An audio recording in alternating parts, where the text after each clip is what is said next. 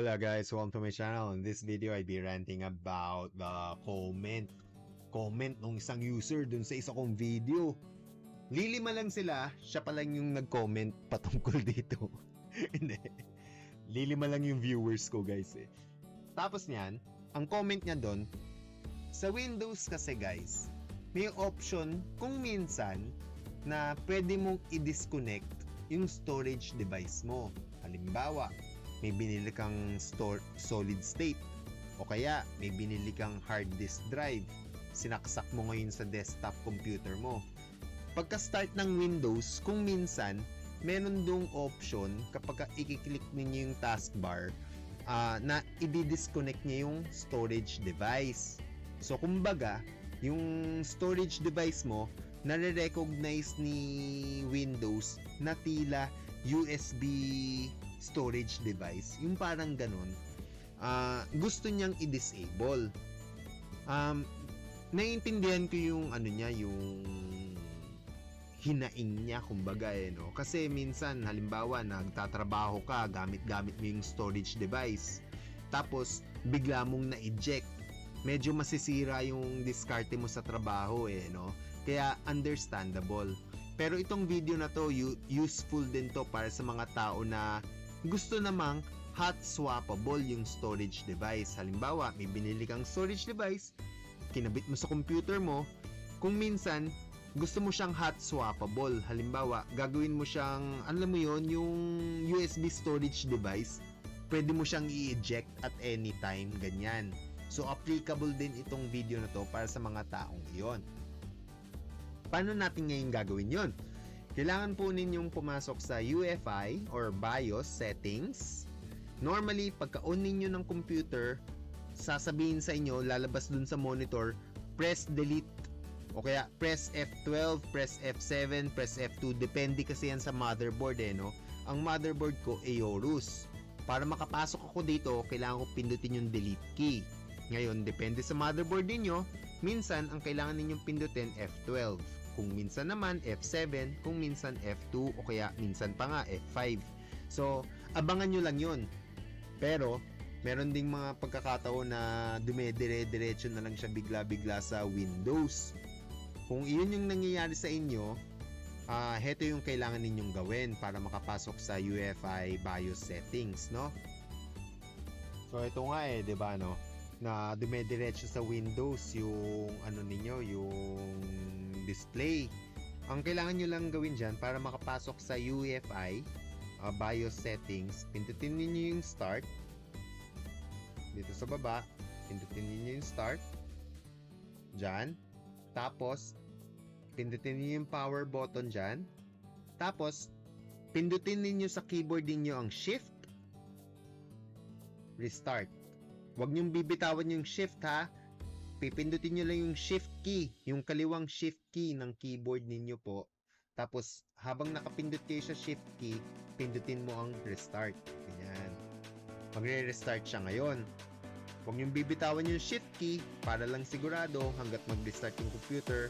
Hanggang ngayon, nakapindot pa rin ako sa shift. Ayan. Ngayong nagre-restart na siya, pwede ko nang bitawan yan. Ngayon, papasok ako ngayon sa special options sa Windows. Hindi ko alam kung nakikita ninyo yan. Hindi yata. Teka lang i-restart ko lang yung ito. Yan. Ngayon, wala pa akong pinipindot. Inayaan ko lang siya mag-restart. Pumasok ako ngayon dito sa option na to.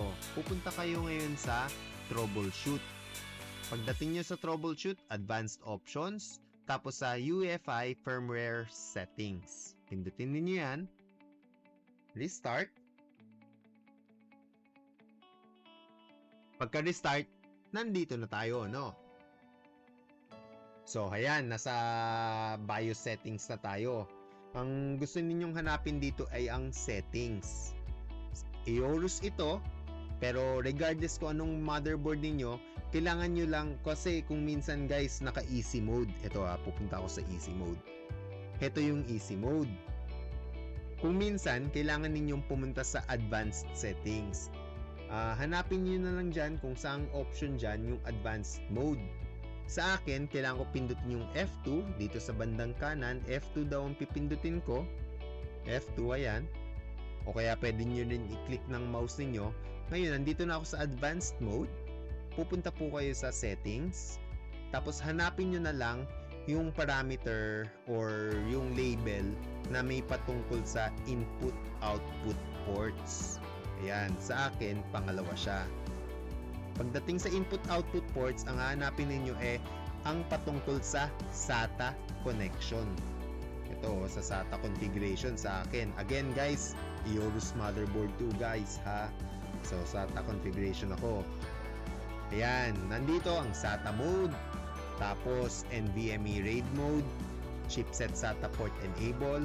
Itong SATA port enable na yan, halimbawa, may binili kayong storage device, sinaksak nyo sa computer ninyo, tapos hindi siya na-detect ng computer ninyo, malamang heto yung may problema, baka naka-disable yan. Anyway, hindi yan yung patungkol yung video natin, ano?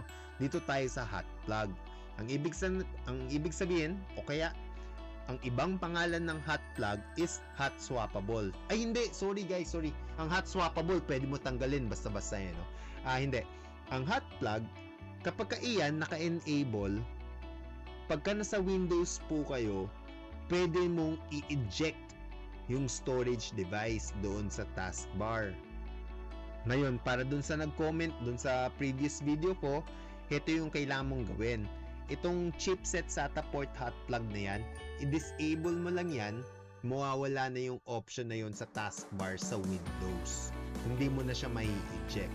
May pros and cons, pero since medyo sigurado siya dun sa comment niya na gusto niya i-disable, baka nakakagambala sa kanya yung disabling the storage device no. Kasi ako minsan dinidisable ko rin yung sa isang computer ko, naka-disable to kasi ayoko nung alam mo yun, nagkakamali akong nadi-disable ko pero kailangan ko pala. Yung tipong ganun no. So, papi, sana nakatulong tong video na to. Ganyan lang yan i-disable, no? I-disable mo lang yan, mawawala na yung option na yun sa Windows mo. Sana, maliban sa kanya, sana meron pa akong isa pang taong natulungan sa video na to. And kung napadaan ka lang, I hope you enjoyed. As always, see you in the next one.